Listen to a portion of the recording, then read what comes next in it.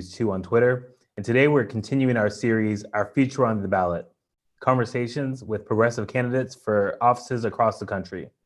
Today we're talking to Beth Doglio, candidate for U.S. Representative for Washington's 10th Congressional District. If elected, Doglio would join a growing number of representatives supporting the Green New Deal. According to the Sunrise Movement, the Green New Deal is a congressional resolution to mobilize every aspect of American society to 100% clean and renewable energy, guarantee living wage jobs for anyone who needs one, and a just transition for both workers and frontline communities, all in the next 10 years. Its supporters say it's absolutely necessary to combat climate change, but it is still a minority position within the Democratic Party. Beth, thank you so much for joining us. The past few months have put the threat of climate change in stark relief. We were already discussing that over 600,000 acres in Washington were destroyed by wildfire. To what extent are environmental issues at play in your congressional race? Well, given the fact that we are on the heels of the largest fires we've ever experienced on the West Coast, it is becoming super clear that that we need solutions to these big problems that we confront today. And we can't just nip around the edges. We are out of time. Look, when I was considering running, my 16-year-old son said, "Mom, you have got to run.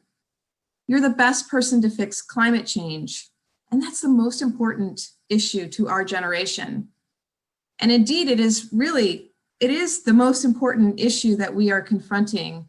And we need leaders who have experience taking on the fossil fuel industry, like I did when I was the director of the Power Pass Coal campaign.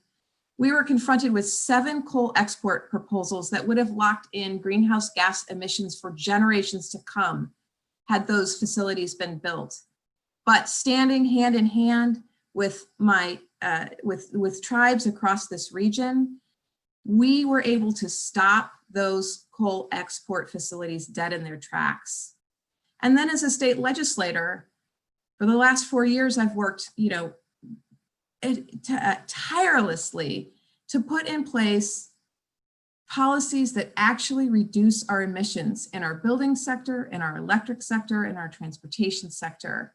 We are on track in Washington state to meet our greenhouse gas emission reduction goals that are in statute. That's the kind of leadership we need at the federal level. We're out of time. And I want to make sure that my son, Aspen, has a safe planet to live on. So can you talk a little bit more about how you took on the fossil fuel industry? Because a lot of people are seeing this issue as a huge one that our elected officials have not been willing to take on the national level. Well, it was on the heels of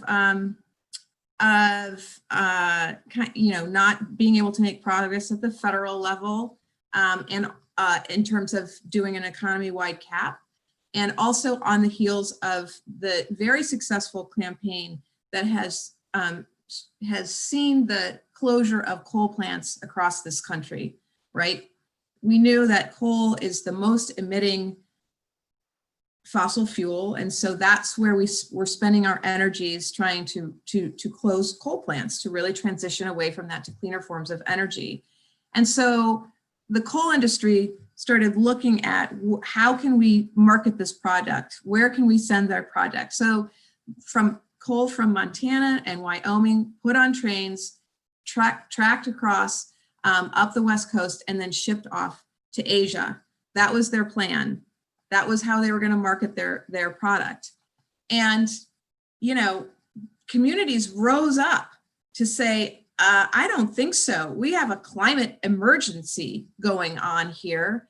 And this is not what we want in our communities and in our planet. So, basically we formed I pulled together a very large coalition of people, all along the rail lines, Oregon, Washington, BC, Montana, Idaho. We all pooled our resources and said no to the fossil fuel industry. These proposals are not going to go forward. And we were able, and the tribes played a very significant role. They wanted to build these facilities on sacred grounds. And it interferes with treaty fishing rights as well. You know, all that shipping traffic and the continued climate pollution was really wreaking havoc. Could have wreaked havoc on tribal fishing rights and treaty rights. So together we basically, you know, we drew a line. We drew a line in the sand and said, not here in our communities. And we were successful in stopping all 7 of those proposals. So thank you for mentioning communities rising up, and you spoke about coalitions. I'd like to talk about what that means in the idea of moving ideas through community and through coalitions. So for the last few years, you've served in the Washington State House, but before that, you were an activist and an organizer around climate justice issues. You were a field organizer for NARAL. You've been endorsed by many leaders in the progressive wing of the Democratic Party, such as Representative Jayapal, Elizabeth Warren, Bernie Sanders, and the Congressional Progressive Caucus. Why do you think the progressive ideas that you've been organizing around for decades are now getting so much support within mainstream politics? Well, I think that we see that things as they are really aren't working. They're not working for the working class, right? People are living paycheck to paycheck. They are confronting large healthcare costs. There's no social safety net, you know, really making sure that people can thrive, not just survive. And so I think workers are rising up and saying, enough of this. We are tired of the 1% controlling 40% of the wealth, while the 80% of us have access to only 7% of the wealth in this country. And so people are coming to the table. So, you know, 100% clean electricity, for example.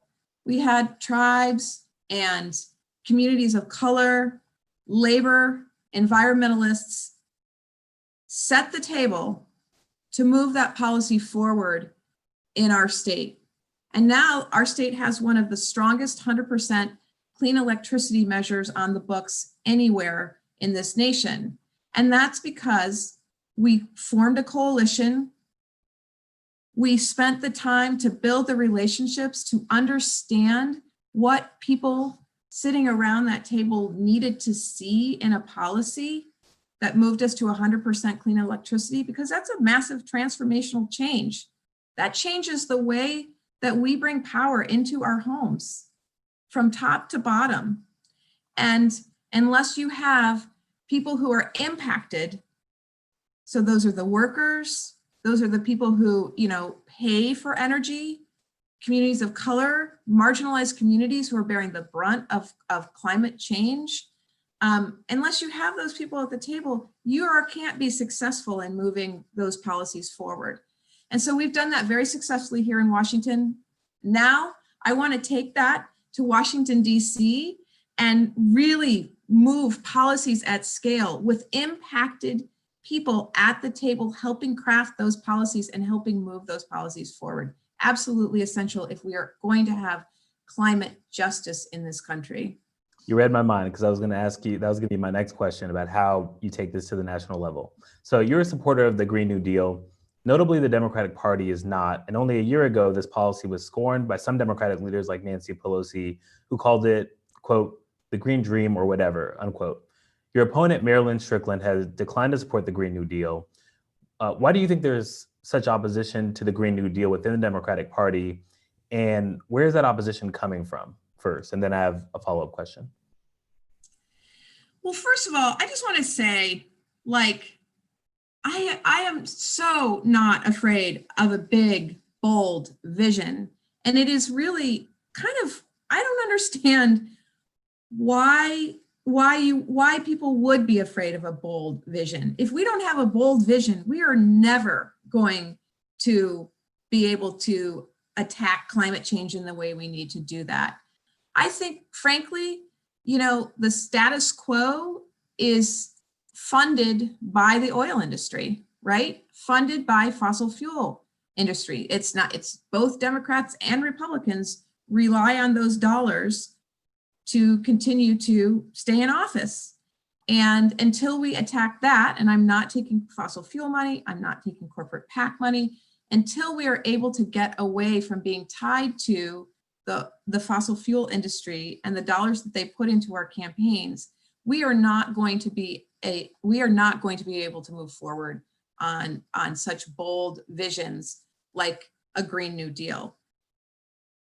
And really, like, people having good family wage jobs, really, making sure that our marginalized communities that are bearing the brunt of climate change are part of our policies moving forward, moving towards cleaner energy. It's baffling to me why we wouldn't support something like that, other than the fact that it means a difference in our campaign coffers. So I guess so outside of the fossil fuel industry, like what is it going to take for centrist Democrats to come around? Do you think, fires burning everywhere, hurricane, is this going to be enough, in the next cycle to get some meaningful legislation? What do you think it will take? Well, I think realistically, we have to change who's in the White House, and we have to take back the Senate, because there is just so much, lack of scientifically based opinions within the Republican Party around this issue. That is a wall that we can't overcome. We can't climb that wall. We need to take that wall down, and bring in a new wall. No, we need to take the wall down, not have a wall. We need to be welcoming. So that's, that's the first thing. But assuming that takes hold, I think that overall, people really recognize, particularly on the heels of these fires, more intense than ever before, the hurricanes, the floods, the drought, it is impacting all levels of our planet. And I am hoping that is something that will spur very significant action around climate change. And I think with people, putting forward a bold vision of where we can go, and the one thing that I find somewhat hopeful is that we have an opportunity, given the devastation in our economy right now and the number of people who are unemployed, to really have a stimulus package that moves us towards a fossil-free future, that starts to transform the very systems that we rely on to bring power into our homes, into our buildings, to power our transportation. That's a very job-intensive. That's a very job-intensive thing, right? To really be able to move in that direction. And so I'm hopeful that we will, spend significant federal dollars in putting people to work to, rebuild our crumbling infrastructure, to put forward, to transform the way that we power ourselves. So that is hopeful. That is a piece of hope for me. And I do think that the Democratic Party will rally around that and move that forward. This is an opportunity. And if we don't take advantage of it, we will have lost. Can we talk a little bit more about putting people to work? Unions are crucial both to the implementation of a Green New Deal and to your base of support, with the Washington State Labor Council endorsing your campaign. In your time in the Washington State Legislature, you've sponsored legislation expanding the right of workers to organize and bargain. What does the Green New Deal do to support organized labor specifically? Yeah, well, I think, we want to ensure that jobs that are, creating our fossil-free future are good family wage unionized jobs. The Democratic Party has done, the House has passed a bill that really does. The PRO Act is a really good piece of legislation that helps unions really revitalize and grow and build. And when unions are strong, our nation is strong, because that means we have a strong middle class, and we have got to bring back the middle class. And we can't, again, we can't do this without labor and communities of color and environmentalists sitting at the table, figuring out how we move forward. How do we make sure that as we're transforming the way we power ourselves, that those are good union wage jobs? Something that did very successfully here in Washington, the 100% clean electricity bill. It has a tiered system that as your labor, as the labor standards get better, your tax incentives also get better. So a very creative piece of policy embedded in our 100% bill that makes sure that we are incentivizing good labor standards and good wages and benefits for the folks who are actually doing the hard work of transforming our economy. So Beth, I'd like to back up a little bit. Running for office is really, really hard. So I'd like to ask, like, why are you doing this? Like, why are you running for Congress? Because, you know, a lot of people think you can only run if you're rich, if you have connections in Washington and otherwise. Why are you doing this? You know, I just felt like the stakes were too high, that we really need, you know, we have big problems and we need big solutions to that. And I've been able to do that in the legislature. I've passed a number of landmark pieces of legislation by working across the aisle and across my caucus to build support for progressive policies. So whether that was a green buildings bill that sets an efficiency standard for existing commercial buildings, but also has money in the budget to put people to work to actually make those retrofits in those buildings. You know, those are the kinds of policies that we need at the federal level. Whether that was, you know, making sure that low-income kids had access to health care by building in some budget dollars into our operating budget in Washington State. Whether that was passing the number one priority of the Housing Alliance Trust of the Washington State Housing Alliance. You know, I passed a bill that provided access to local governments to $1.5 billion to house our chronically homeless neighbors. And it's being put into action right now.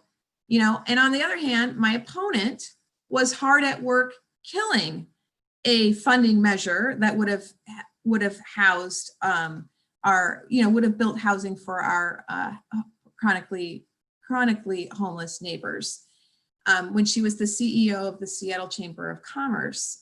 So there's a real stark difference here. And I felt like it was important to have someone who was solution oriented and had really had a lot of experience making change at the legislative level and making a difference in people's lives.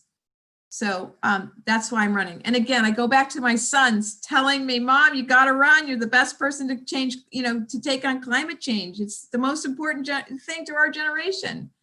So I just, you know, I want to make a difference in people's lives. I want to lift workers up. I champion working family issues. I want to take on climate change at the scale. We don't have a lot of time left. I want every single person in this country to have healthcare, and I am a fighter, and I'm going to go fight for that. Well, thank you so much for fighting, and sons know best. So, you know, we're glad you're running, and thank you for joining us on the briefing. Our feature on the ballot, our new segment on the briefing. We're going to be live again at 9 a.m. Pacific time to talk to George Gascon, who's running for district attorney in Los Angeles. Please follow Appeal News on Facebook and the Appeal on Twitter for the latest news. And again, Beth, thank you so much. And, you know, we'll talk soon. Great.